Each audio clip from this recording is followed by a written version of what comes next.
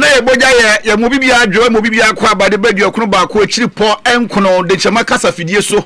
ana woni guso a wo hwe ye e wo TikTok, Facebook ani YouTube waso guso a wutie ye e wo kasa mfoni no so na kasa fidie so na nwumre nsem no aye de ja o man ni ntwe ni ntwe aso de nsem bre na aba sebufo pere nya botre aso ni so yi ni maako sanye konyi communion e wa so dem no sei na nsem no etifi asem ye bekono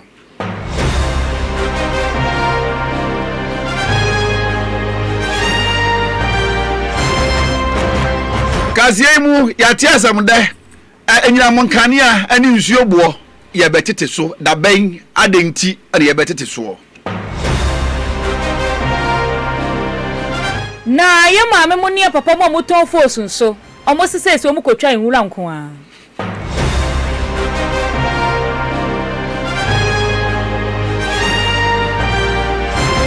apefo bia wanya mfirihia no dunkuno etu aka no ama abofra no ewuwo ne yem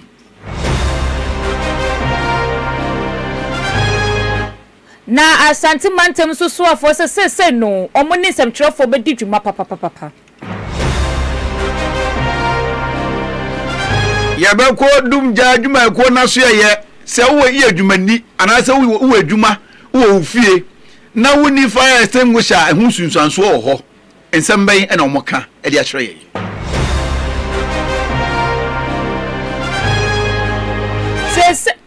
se no pressure akoso my god titiri no dunko ha sei e yade eso betwe ni nyina se transformer foforo kula enam kwaso wampa bai neka na awanoni ne yebetwa yesu akwa awanoni yebeko India na India ma no ana omudi akoma aban ne sai sisi edie omutuse nko omubu omu nsa omu nko adwuma den na aban no so eka abusiansem wei esawo do webre ka ho ade ade beso se nwumre no nu fa kase anwede de no ya shazie no onum ni fo ne de kowe no nsia mpem pepepe enigide kase wom sa na yebeko agoprama no so na afa eni akofa agoprama so nsem ade abrɛwo adwumakwa wo do bebre na todo hwere ne ba ko de amaye na odi ebommode a na ko de championship KPK Juniper Information Center efa Dr. Momo ejinem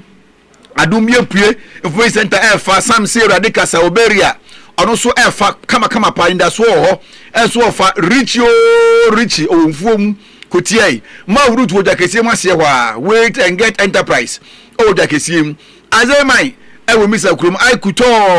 ojinem aviko bia obo ampresem to asosuku a akire fo mpanimfo mmofra wo ho wo to pete den say dan ene adwumakwo nyina no omo to pete flash phones eni asumdue phones omo nyina no efa kase no epete ko checheri amasini mpon o pia mensa abrampa ono so efa kase no apete sisi emanya ne ntie say go pia wakada adwunkoko mu ayedem kama pa sister abna sports winner sport na efre no ono so fa kase pete nwumeyi ye namba nu ade ebesum wo ho kwan so memede yakoba Alhassan Jesse kakeku anwumre yi menne mame ama eduwa amagana kazie ni gire mu ye blaze den ye de ama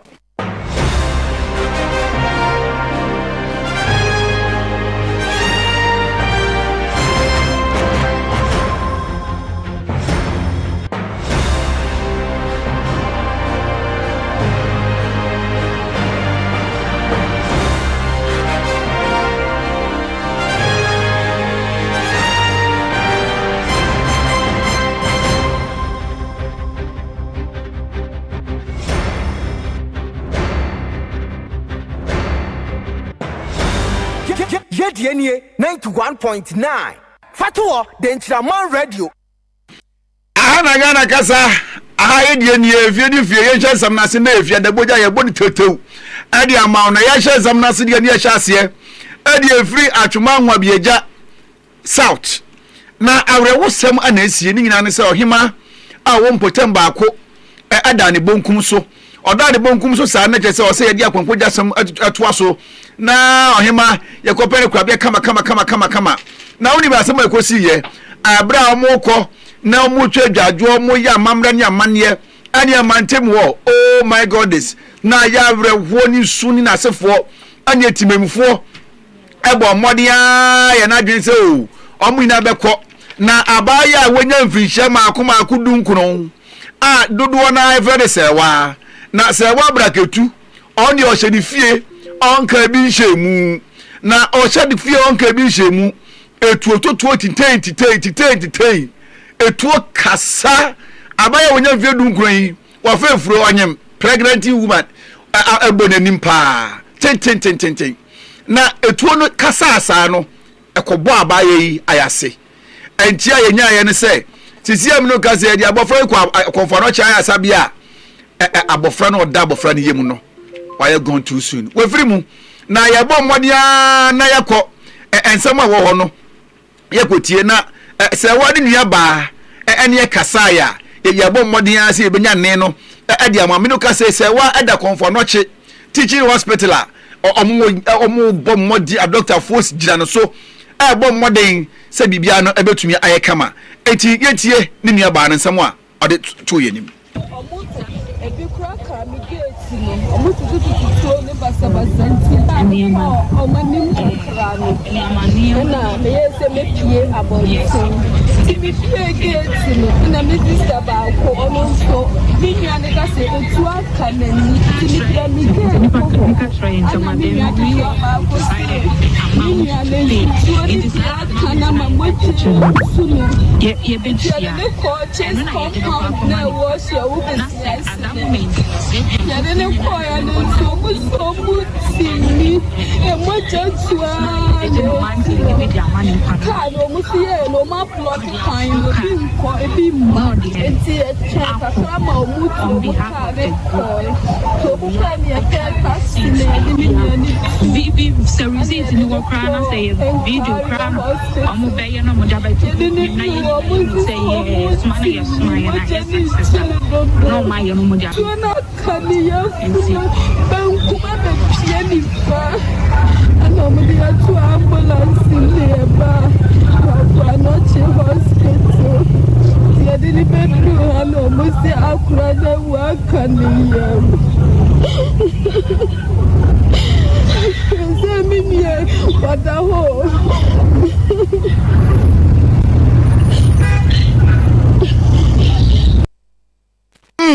asam na wra ho papa ba Facebook TikTok any YouTube no so a so for them adawma obenya foni ni bi ahwe eni nyan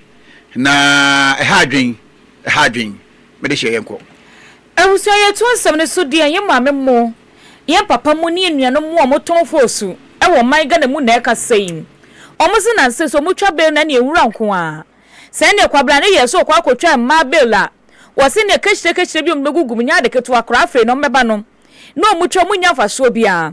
omose nam saa so nti amoche so madwuma no akofom pa ebi kura ne atwi komochire ma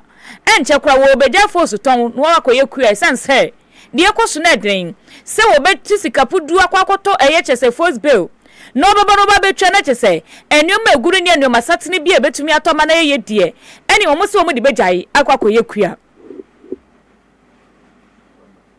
Charo so nkeshiri kwa bola nti sisi aro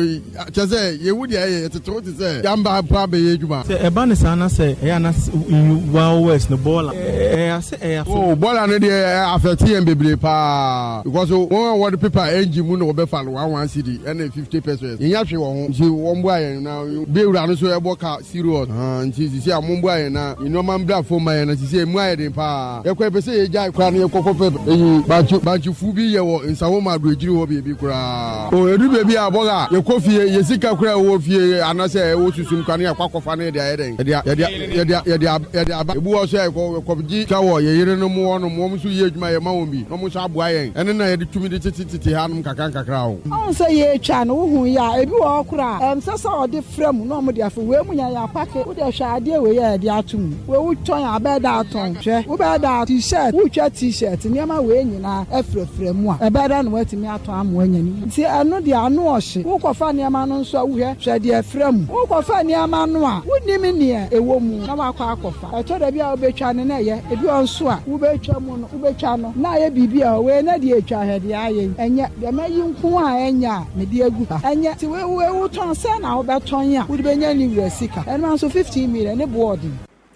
And so where you Ghana this year will be a motor a second hand clothes. Metro force ni be and now one name some truffle everything and come on. And every band boutique as you na yamre dum jaduma e kona no be pie wa pa de chepu efem ha se ya ADOY safu jesi ko ba jesi no ono de ono ne kasa e de match na ya wodum ja e wo yempesu yi so na oba ansem o je tudwa no pedie esewani anasa esewaso na ensebo kan ni na ya tietie se kokuo kon no bo modia na best fire extinguisher na one fire extinguisher ni bi na asem towa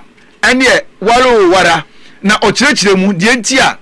obi ahia fire extinguisher awuri fie awase me say si kasa yisuma etiefo sa atepa fire extinguisher na hu hia. To be frank, this week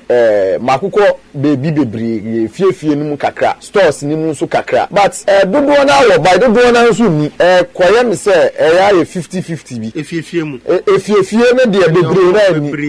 efie ne de almost about 30% mu na ewo fire extinguisher 30 no edoso but macho mu bi kakra na stores ne so ewo apadencha east nim almost 50% ana ewo bi enye encouraging yes tiefo oko ye no so a ye ka ehyen a cars ni mu so a eno pu de bobo bebre na ni bi nti e ya na no pay me full studio ape me ti me wesi e mountain so already na Mr. Esel edio one Esel at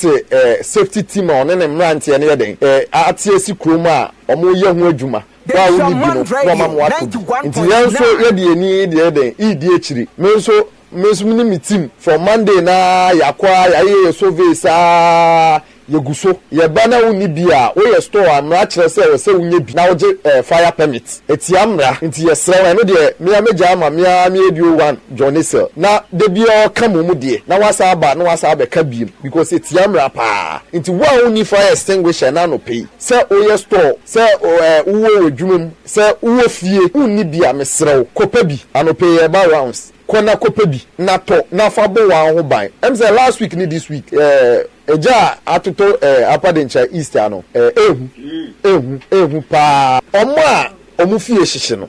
could you believe say omu ni fire extinguishers ade mu bofio en insuo to enso still na eja no eba ye de ye tu one amo ye bon de ru ye be bia mu ya we ye fidi kese esu de nchaman radio ha ekọ echire ye bon de ru nti straight ye fo edwuma no ejina ye so gina mo nso mo so ye say ye first A2 ema wa nkasa nti eja na sha secret wana ahempa endu bedroom onyina bebi kakra bi na eja na to na o de fire extinguisher na watam na o de dum no ansam pose wa Africa National Fire Service nti mi straight ye fo ana so say wo bi na spy misrew I was say we servicing you say every 1 year bia for fire extinguisher no Fabia Ghana National Fire Service na ye examine ma ye no bi wo ho de a ye no ye check even before a year na be den ebeso na ye servicing because ye hwa ebu a extinguisher na si wo etumi keki ebu a problem to me ba ho abra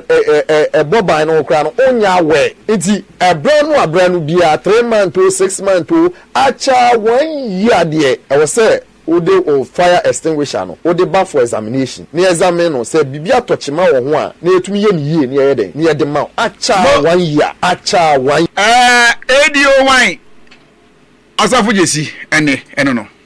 Abusuyen kopie mu Asante Achim North eyemesimu na eno Asante Manteme no kasa die ayade nsem bi ebobɔ furu oba ne nyina eye health officials awo ho ena de nsem bi abetudwa omu nsem nyina ne sese eye kopie mu sampatem ho a ayade mma ekwa awo so no ene ekofo ha ba pa obi wo wakwa awo so oba wo nyane ba obi won so we nyane ba so po no amu nzopo no ati ya no awonse do omu chema ne nyina kwa ha adripa sense afie etwem no ne nyina omu rekodi bebre na mo de sanse ba nyina to job bra omokoye eye annual performance 2025 review eno na director of health service wo eye mesimo eye wo Roland Walagamia ono na chese wo de sanse bi to da se de ekoso na ha dwen eno to bekoto kwasre pase penifo oka bi ewo mu no omo wode ambebo no fo nansi fo bi se enko ba se obi bebu mode abra na wotumi anyinse ye bo so menkro na be wiase na obekwa wo so na ne sanka ma na onu aka se mu ne sanka ne nkwade ekofo ha bebreba ewo patemu ho.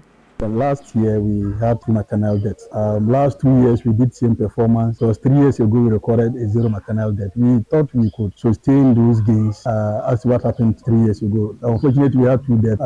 in 2024 and 2025 respectively. We have taken stock of all these deaths. We have audited them. The recommendations that came up out of the audits have also been duly implemented to make sure that such occurrences don't happen. The challenge has always been with our sister facilities referrals from sister districts. Some of these things are as a result of the fact that they don't get the quality of care as pregnant women or as expectant mothers in their various facilities or communities. And then sometimes we have delays in the referral systems, and these things normally aggravate the outcomes, which we will normally see as death. We have had a series of stakeholder engagements with our sister districts to see how we can map out strategies together to mitigate the negative effects of some of these outcomes. And so again, we have brainstormed during the performance review to look at what has worked or what will work in terms of strategies we can employ to reduce maternal and neonatal deaths within the municipality. And so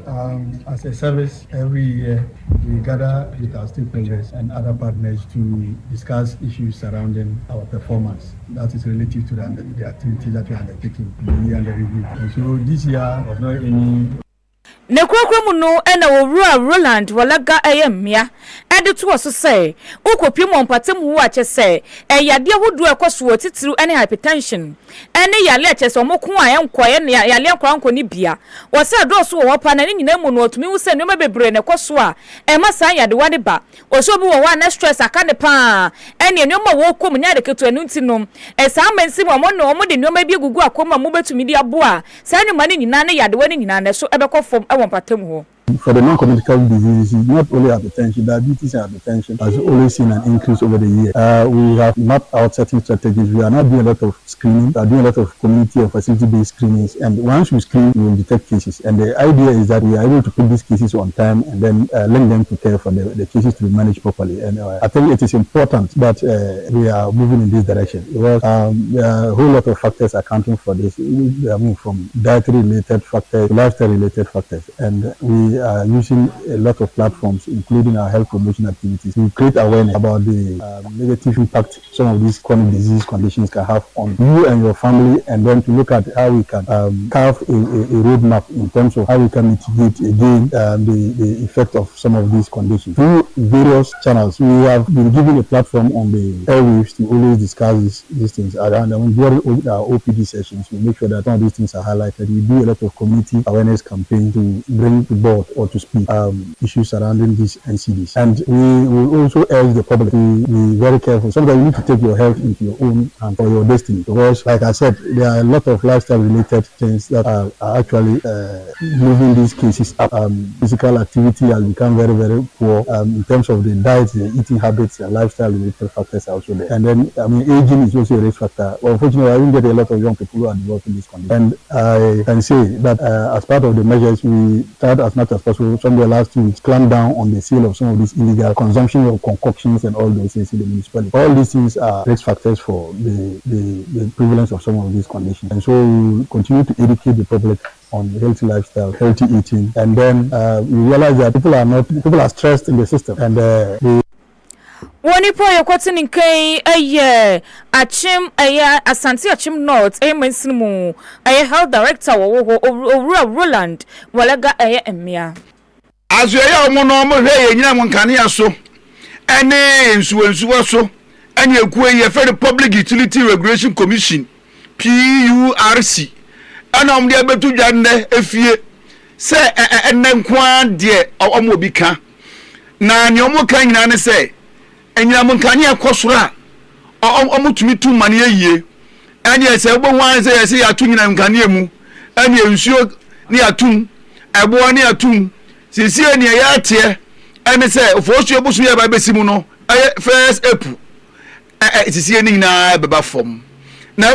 nyina nkane ya ne ate so se hwi se mekana se nya hwi afa cheme yate so 4.81%. Ana nsuo yate so 3.06%. Mekanisa na wuhu a se tisi enu tua kanea ka 100 cedis na yate so 4.81 a na jase ye bete so bia 5 cedis me fa say 5 cedis enti nei ubetua 95 cedis na ye sha ase a na ye sha ase de free of osu ebusu ba besimu de di kan first epu ana we nyina no ye de sha ase juba Facebook no so anye nsuo na ebuoyi ana electricity so da so yi enti sie nkane aka ani nsuo buo na sefo ye atete so nsuo de ne 3.06 ana kane aka no ye 4.81 enti afa no wie be se first no tua 100 cedis a efie pu ko ne bete so 5 cedis ne de amane otua 95 cedis enti atete so ya atete so se hwi na omo ne trade media nyina betu dwa abra omo ne krata ba bonten emefie ya egusu hwe se ba no kre ana se nya no kre de ncheba kase ye ma waso ensi ewo hu eni egusu woni jesemu na yenkopiem ewo eyasoye a omohwe ahwo ne de ensem so ewo mayimu na onimnyafo John Abdullahi Jinapo ena yopanyiripa woda eyesa adwumeko na no anasa ahwe na no a wodi wodwuma na ene dei no odi nsem bia tudwa no wo kire se ega na mami a wo hwe si ane preso na doso dodo na ne nyina mu no mo de be hye transformers ahodo a ayedada wo se transformers ahodo bi wo hwan ne fie petipipi ni yesesa no ne nyina mu kam ho ena dum so ebe o my Ghana mu se ne be ya dum so no asu betwa na asu beba fom nitinum dom de transformers fofo kura ba mwatiri so ne 1500 a chese mantem ni mensima wudu ni nata no obia ensa beka bi yedu nko hayeda ya yesu ensa beka bi ntinum na eno no mo kire se we na betumi aboa pa o ama chese nyinam kane no etumi agina brane anka se de ekoso my Ghana mu no ye nyan dodo ene kwabrane bebie ni kosto adwuma bi na dum so nti na kosto yegu obi bebie na adwuma chese meburu ni benye bia ye no dum so ne kane njina so nti na afani nyina ekogu eno no mo kire se we nyina mo be na abo na se nduma so etumi agina brane wo mayi mu owurei di nsem nyina to dwa mra no mo pa ECG new corporate strategy ho entuma ewo enkramponi mantemu. The right thing must be done. Let's set the standards. And I'm very happy that you are bringing this level of efficiency as far as ECG is concerned. On my part, I assure you that we'll give you every support. I just left the Minister of Finance and I asked MD, why are we having those outages that you are talking about? Because we are not shedding load. And it's turned out that because of years of underinvestment, a lot of the transformers are obsolete, they are overloaded, and they are unable to withstand pressure. And that's the truth. You can talk to the experts. That's what the current situation is. So ask them how many transformers they need. So we need a minimum between NETCO and ECG. At least we must immediately replace 1,500 transformers. I looked at your budget. So you cannot procure all that at a go. So I'm going to lobby the Minister of Finance, and it's agreed that he will support us so that we'll procure 1,500 transformers and deploy those 1,500 transformers. And I pleaded with him that it should not be a law. Because we can't continue to have these outages, especially when tariffs are going up. People want to see reliable supply of power, uninterrupted reliable supply of power. It shouldn't be. Wey wo John Abdullahi Jinapo no na wo kwashe ya mo hwe ya ho ne de asem so wo maimu a wo ye panyina wo da no na sansem no obedi message aba wo say asmai kana asmake within mamoni afa chema why was it nobody should believe John Jinapo Dumso is the flagship of the NDC and ye ndo so de every anyina won kane ansensem mu na fe yemra ye cylinder na ye gas nsensem sense izi okopie wo bia fia akaka kre bi na obia gas na gas eno na eboa ye no aso na epira yen na mrahye badwani ade mata no south ono edi ade ma yen yewura Charles esiedu na kasa wakasa kiremu se ye ade ba ku bi organize ya ya ko bibia woni suma na pentuo na mo ye ni ewu enti abofra so uritra pani aso ne mene ku aye from Ghana Cylinder Manufacturing Company Limited omo keka omo aban ni nya bibi no omo keka omo kakra san se sa nkofo no aso mu hu hia pa obewura obi fie na cylinder ho aye nepu ekunuba ba oni se ekunuba na obehu na obi gas aye ko ana e wo chance na se yeso obewu ba no oni se obewu ba na we na mrahye bedwani adatu gya ze ehu behia se omaye ede ye hu nyina akochem na sa adwumeko e fe no Ghana Cylinder Manufacturing Company omo ye cylinder no ye be so omo pa ni aso mu na se motu aye no ma bebre na ma fie bia tumi anu aduane afili free anya se afi na akonu aduane na akobre na asefo opening the way edijaye. Mr. Speaker, it is with a good sense of duty that I rise to deliver this statement on a matter of utmost national importance. The statement is on the urgent need to revitalize the Ghana Cylinder Manufacturing Company. The company is a state-owned enterprise that plays a central role in the area of liquefied petroleum gas promotion. Its core mandate is to produce and distribute safe, affordable LPG cylinders, cookwares, and related accessories for domestic consumption and exports. Mr. Speaker, let us note that promoting the use of LPG is a key component of Ghana's strategy for environmental protection, sustainable energy use, and climate change mitigation. The adoption of LPG reduces reliance on firewood, charcoal in order to preserve our forest reserves, which improves indoor air quality and reduces greenhouse gas emissions. According to the 2023 industry report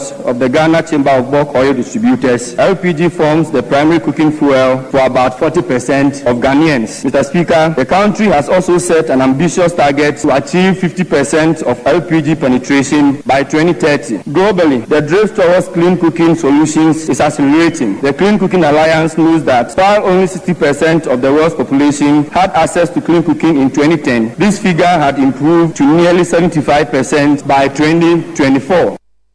Anti way yewra Charles Esiedu a osoma de share was Santana South onisem ana wonya bi etieno.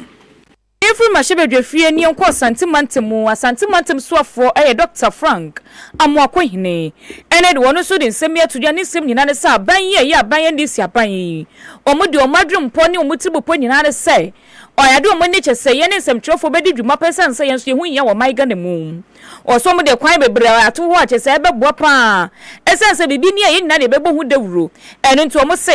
eno bibi wo na ekwo wa santimantem na ebua na chese ekwo den input wo kosoa ni ye ne chese nsem trofo so ye tumi abo hu dawuro wo de sense wo nyina tudwa wo bra okopie mu Ashanti Media Summit eno ye #Ashanti Fest 2026 e ka ho bie eno de sense mo nyina kotu udwa wo se aban yi de onde woni tripa o se woni oni nsem trofo no eni media phone na ebedi dwuma pa e wo mayimu. Not only tell as a fault a sister. There is who say it should be narrative. It should be in direction of the people. And yet you need your next channel to see whether traditional or new media. It means you say we will need the partnership of the media in shaping the narrative of our Ashanti. Especially when it comes to our culture and the tourism. And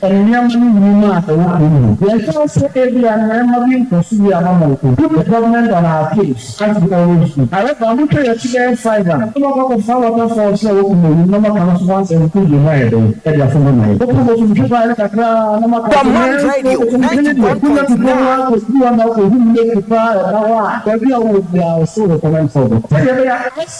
talk about the challenges to get government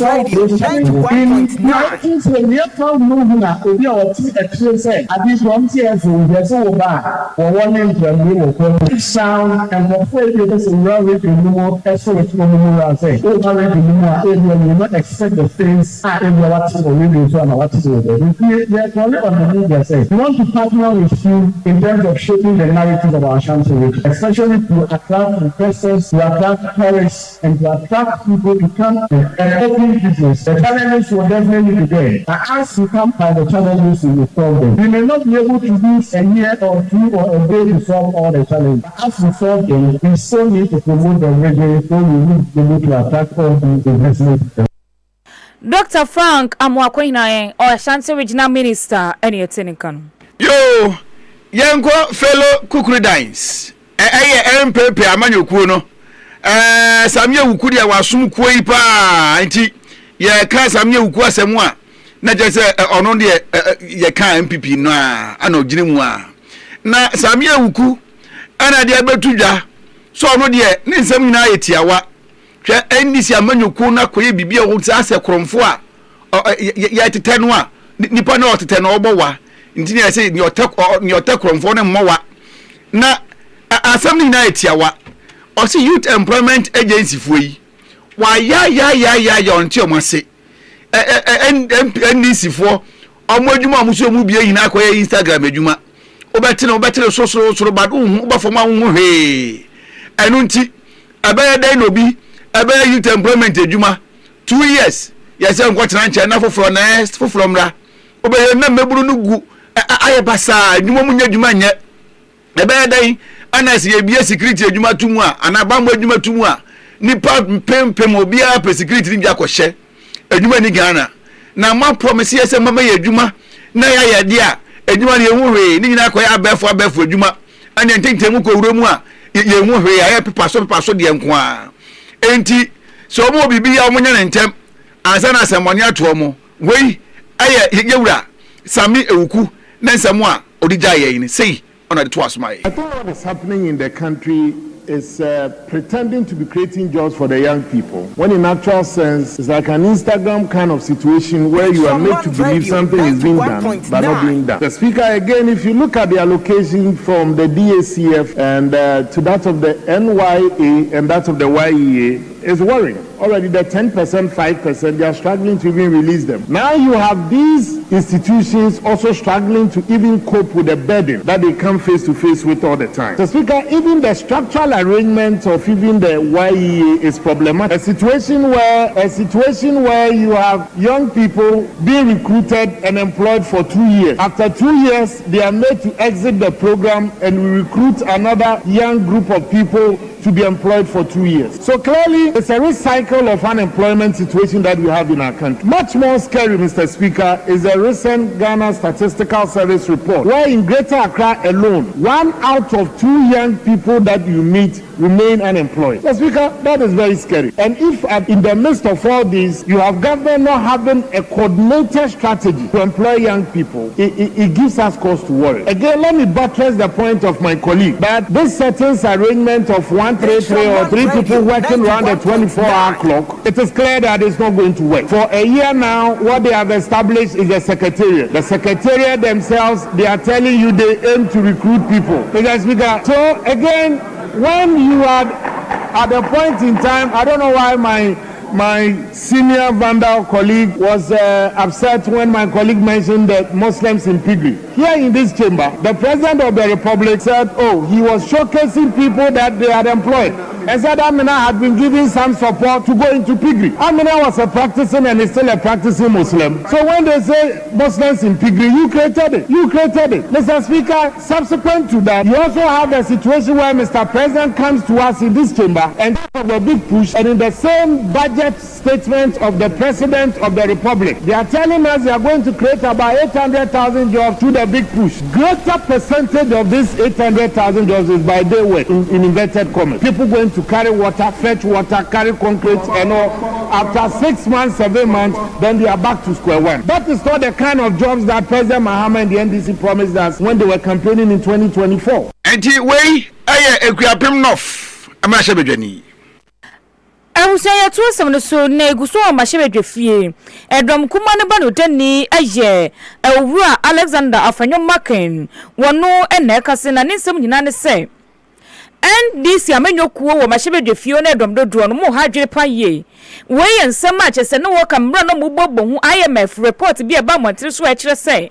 IMF for our day a report bi aba monde so mo kire se good board no any Bank of Ghana no maboka pa e boss na o my Ghana me yakasa pa anya de ketu akora na nne kopie mahebedwe fie mugusu a omubobo hu no mo yeso mobobo hu na dom dodo ne ba no de ne yewura Mahama yare gasole se da bi ye makwan ma ye mbobo ne etu ohyeda ye makwan na ene china na mobobo hu ne tie mobodi afantu cheda foforo na ne embetena si mobobo hu eno na dom kuma no ba no de ne yewura Alexander Afanyo Maken se da bi ontumi hwe wo pemu nsole nkase wo nyama kwa ne mbobo esanse mo ye dom dodo tie sanse yewura Mahama yare gakora ka bibi se omo no mo ye dom dodo ti dom beka ne be yiye eno wo chese hwe momodom dodo na mo ye ndie tetani ya wa ya tente huru enko hwe sanse omudom kuma no de from mighty minority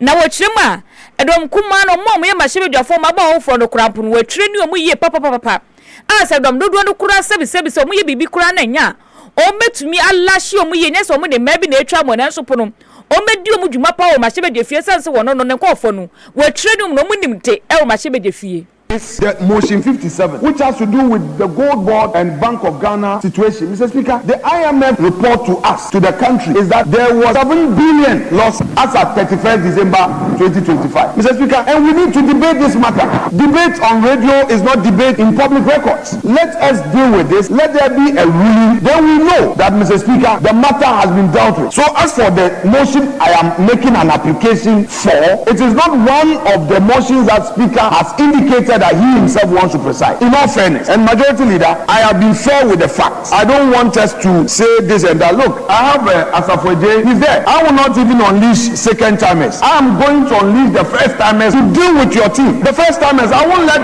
second timers. John Taku is there. Mr. Speaker, you know we have the striker. They are there. Lawyer Mia is there. Mr. Speaker, the first timers will deal with your team. So I don't have a problem. You can call your ministers to come. I know that you want to prepare and bring all your ministers to populate this chamber. We fear nothing. Mr. Speaker, we don't fear your numbers. We are mighty in our few numbers. So, Mr. Speaker, the majority leader should not entertain any worries at all. We have a full, well-prepared backbench to deal with his seniors. They are so solid. They are determined. We prepare them, and we know we will make a compelling argument for Mr. Speaker to make a referral. Mr. Speaker, I end my case.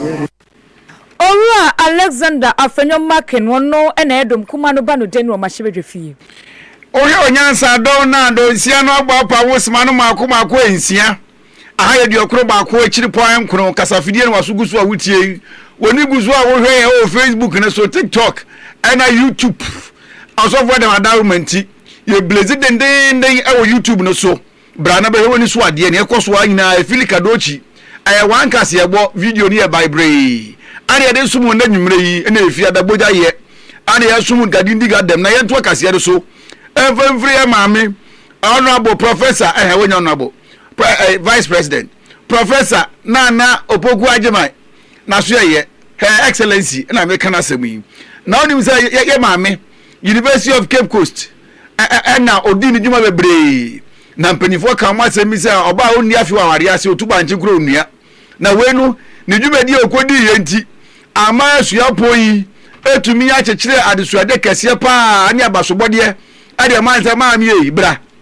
na ana ye odwumadie ni nyina ya ye omode mo ye ye onuma woye ade mo my Ghana o esafata owu se ye nyina kabom ye bo nzem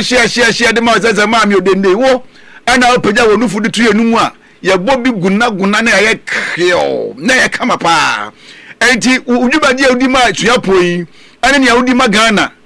na ye gina so na ye tumi di abo aba so esa se why bi pa enti wo mu di sa dwuma di hye so abro mu di abasobodi a chenchereche wi edema her excellency professor Nana Opoku Agyeman dwuma di na se no prof ekasai. There is something special about the recognition that comes from home. This is where my higher education began and where my professional life took shape. It is one of the places where I learned that knowledge carries responsibilities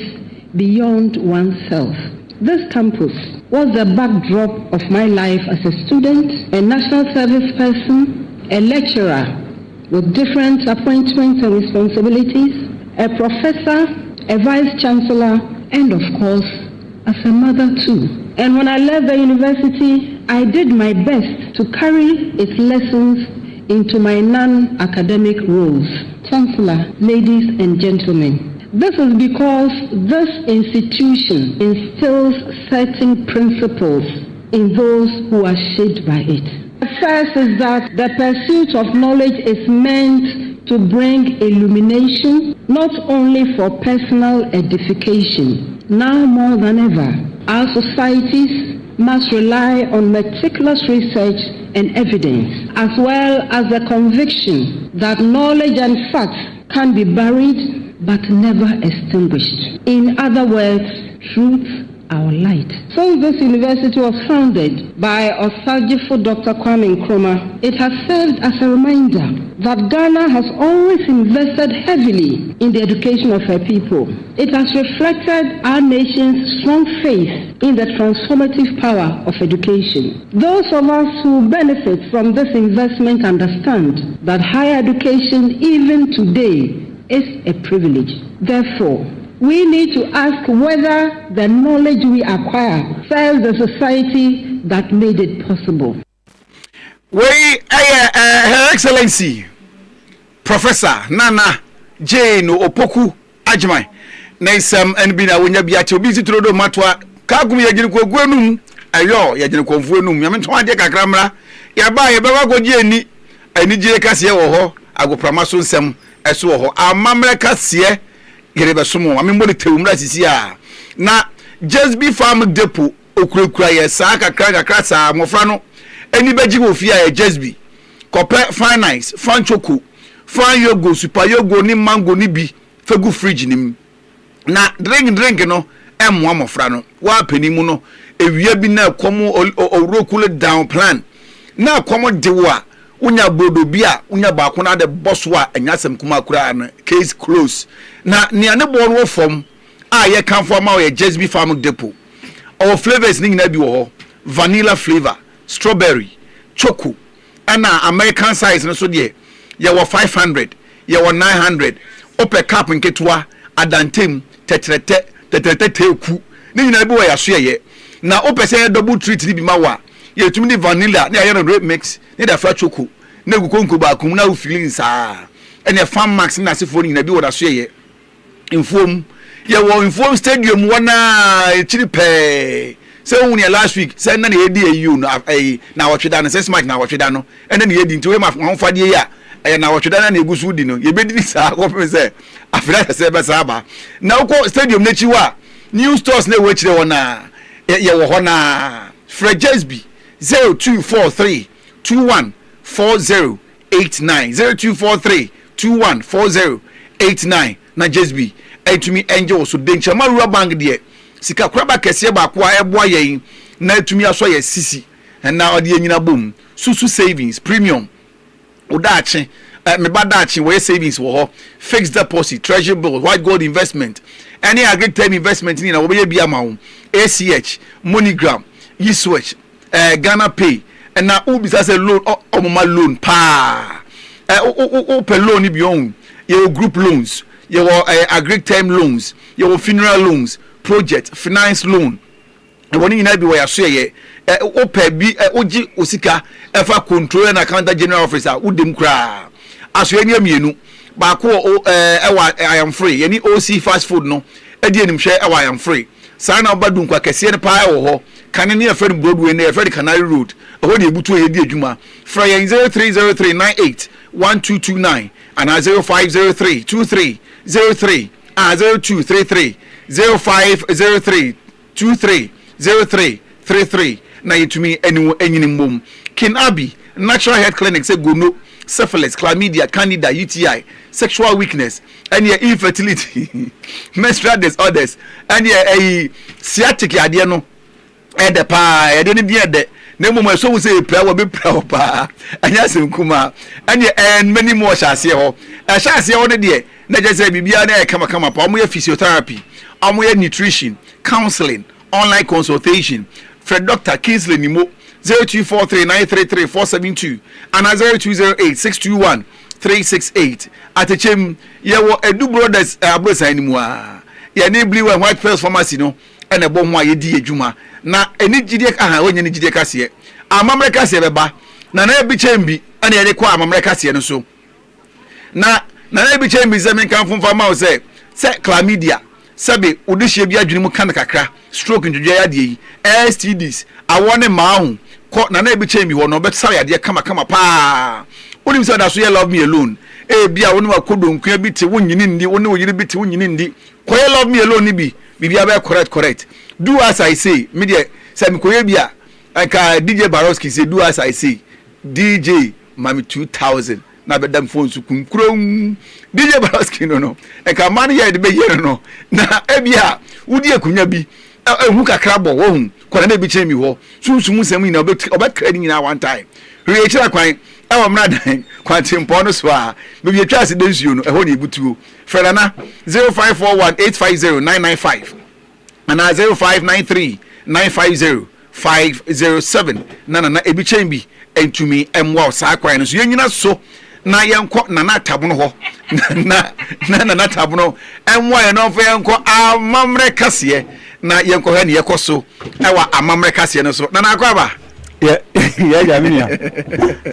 eji nana tabuno e basisi a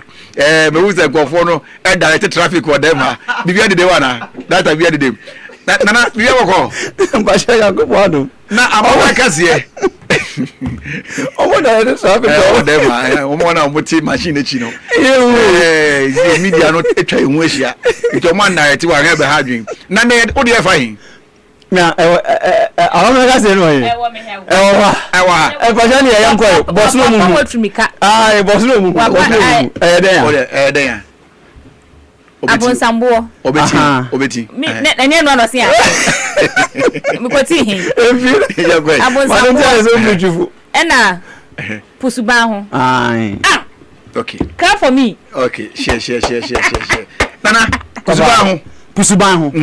enti ye ka se pusuban ho a ya na wokọ akanman mu anase ba bia abibrim ha ba bia kra no sa wokọ a yen ya na ye ka akankasa ne twi kronkronkron nti na ama ya na ye ka se ya asante na ye sa wokọ ba bia o mu yi apaye bia ye pusuban ho pusuban ho ne ye se bemfa se ye adwuma mu ha na dem ha won se bia ban ho ha se no na waye wato ban ketua bi wo ho anansa wo de ade bi bo bakra wotimi de sunlight wo ho so hunu na ho no ye ba bia ye yi apaye ni etwa nkokọ ohun edigu nkosua ho ne ye tugu ene ade ho ne ye fere se pusuban ho ba bia ina ho ne ye no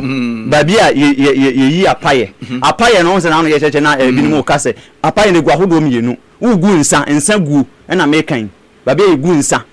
aha ye pusuban ho obi otimi ye no wo ban ho saa nti so kwa abosomfi a ebi wo abosom dan na chi bon se pusuban ho no wo ho so hunu aha obi kwa ho a otimi ye ntse bi ye dan mu na wo mu ye saa mamre ne amane ye no ho mu gu nsa ye bibia ho ne ye fa ne se pusuban ho nti ba bia ye gu nsa na ye din kosua ebobo on se ba kosua bo wa ye to de to a wo se pai aha ena ye ba abonsambo na abonsambo no so ye gu nsa wo so eno so ye gu nsa wo so na abonsambo no de enti a eda nso free pusuban ho ne se we ni ye ban ho ena ye gu nsa no ye yesa amamre ne amane ye no wo so hu ena we de ye hyeda boba bi na ye muni e de aba ukọ abosom so anase ukọ abosom fi a ba bia ye yi apaye anase ye gu nsa no aha omutimi muni buo bi de ba ho ebo no so ye gu nsa ena ekura de ye se ukọ ahemfi a omutimi hyeda ye concrete block bi sa aha nti we de ali de bi ho bra mpani fo fa nche so okọdwo kwa sisi ya ye o de say abosombo ho a obo se wo free ahemfio na wo bebu wo bu kofu no wako wura ba bia ombodwa na obo se ho na omoye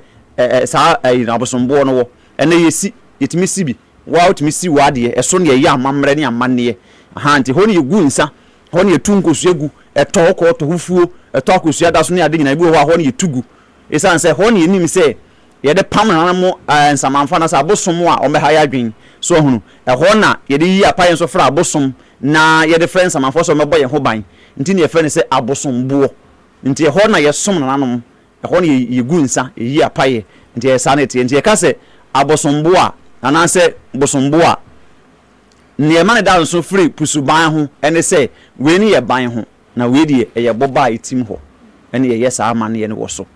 nti sa na tie minim se bi asem bi se bi wo ho a wo bi sa bi bia da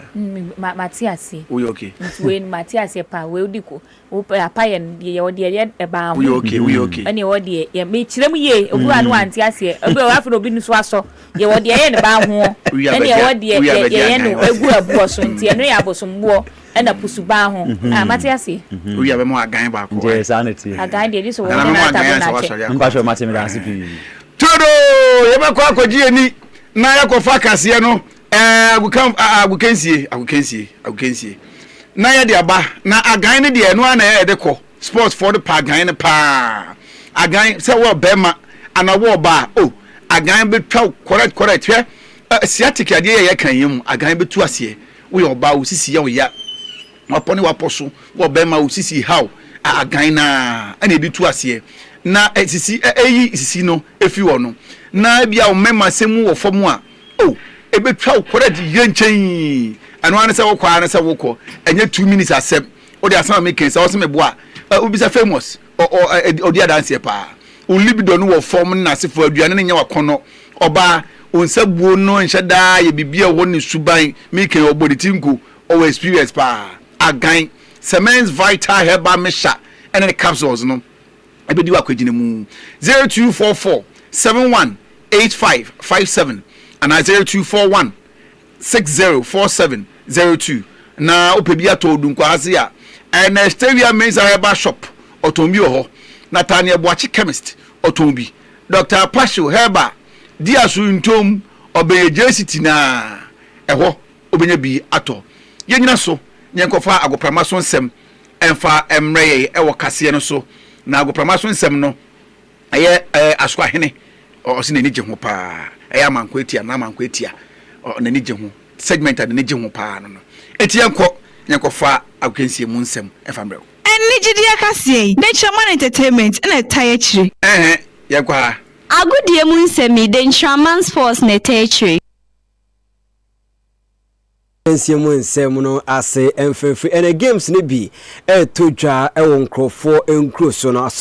French Ligue no one game ebeba so mase ene oze game no ebeba so abrano so abo apansima aduanan enum ene ne game a etodwa ewo German Bundesliga so Borussia Mönchengladbach ene St Pauli game no eno so no so ebo pamu a ena sa game no enso ebetodwa Italian Serie A Torino ene Parma game no eno so ebetodwa abrano so abo apansima aduanan enum na afi Spanish La Liga and also Alaves and Villarreal game no and also ebitumi atodwa abra anyume nwotwe abo weni games a ene ebetodwa onkrofo nkruso a yabo abo no ere nyina aba abesomo wo na yemborem ewo Chelsea head coach Liam James Rosini akokasa yekobisa no se ena na Robert Sanchez and that poor match na Jorgensen dem one number 1 and also the Robert Sanchez number 1 intino always bia no obekoso aye ni number 1 no ene nsema Liam James Rosini ere akotudwane ene gisema Real Madrid for at ene se Kylian Mbappe he's back tiene wakutu midika ko training ntone group nyina training ne I likely say omu game against Manchester City ne die obetumi aba na oba besi akan but this weekend omu game a omu elbone die onya akonya ensi akan fama Real Madrid ene nsema efi ho ede eba Real Madrid for etiasem then Man U so etiasem there because Mason Mount is back nti Mason Mount so ono so back ono so na otwa wie omu game against Aston Villa no ono so ebetumi esi akan ede ama omo Liam James Rosini asko bisa na biom se na otwa wie hwane ebubi na hwane mbubi o se nkancho bibia Estavao Willian na otwa wie omu game omu bono ontumi ensi akan emfama Chelsea na Estavao Brazilian a young chap still almost say no hodo no ho emfa no interest ontumi ensi akan na otwa wie we nyina we so yefo kan si mo nsemo yensa kan ye emfa ensi na kasia na ntoaso me do serafini afimo famous ya genius ya genius na wateren ka no yekọ na yekọ no yekọ akofa ni jide kase sanse na efi adabuja ye na yekọ ye divego target electrical home and appliances na dekọ any bulbs ahodo nyina opeja de bulb kura ho benya bi ho metal box one way gang and all gang ubenya bi any cables no afina wesi dan na wi ope cables de si udan ho and how dey awaya earth rod ceiling fan standing fan no TV any fridge ahodo fridge do na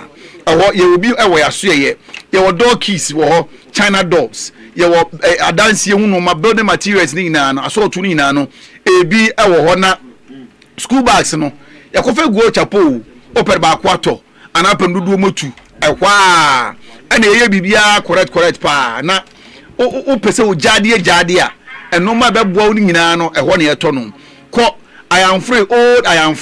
park esiem tuna kakrebi obedu mines gate ho eho na ebutu a ye no wana ebusu bebre eho 0545 501710 and 0557 235569 makumra dodo muso emra yenyina so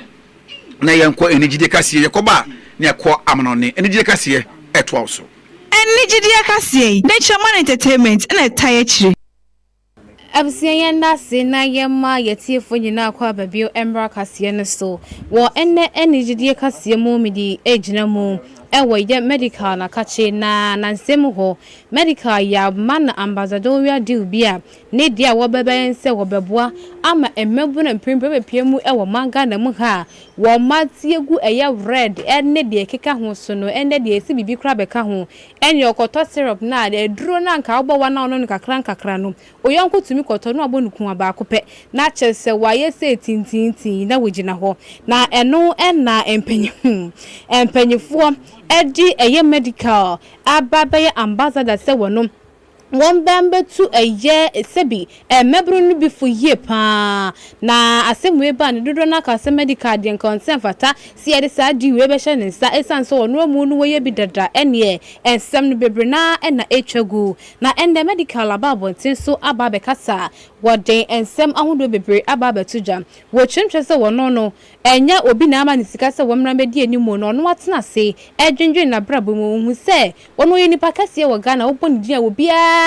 tie no obi anim no Ghana ha sei entinka opeso ye bibi kitua bia ebeboa ma obi anya ne so emfaso eno se da bi wotena se di no dwene se eye 20 anase to 30 years time no dia be pa ne betumi akoso wo Ghana ha anase dia be pa no medical no betumi aye ede abo man Ghana eno wotena se dwene se so oboa campaign tie eye ready eni ndubone a eje ne home na wo Ghana ha ya dia benya sunsu aso papa ewo sebe Ghana mebru ni bebre so eno nti eno no medical watu ni ho asi wo se eye redmi stop wonu ebedi animu na ya bodero atumi atu asie ewo manga na mu ya nemum no ma ne show biara timu da se ya ma ne sika bi enti na wo ba bedi sa adwuma yenti senia medical waka ensem no afa. We see over the past period of time, I always tell my people that what can I do to help the society? Sometimes I see people building stuff like, building wells and stuff, going to schools. Don't get me wrong, I do go to schools as well to share books, help them with chairs and stuff. But I was like, what can I do with my brand that will be so impactful that in the next 20 to 30 years, I can sit down in my bedroom and cross my legs and be like, okay, so this is the reason why there's a reduction of the usage of drugs and substances. Well, I want people to know, Ghanaians especially, to know that I'm not being paid for this. This is out of, my own self, my own mind.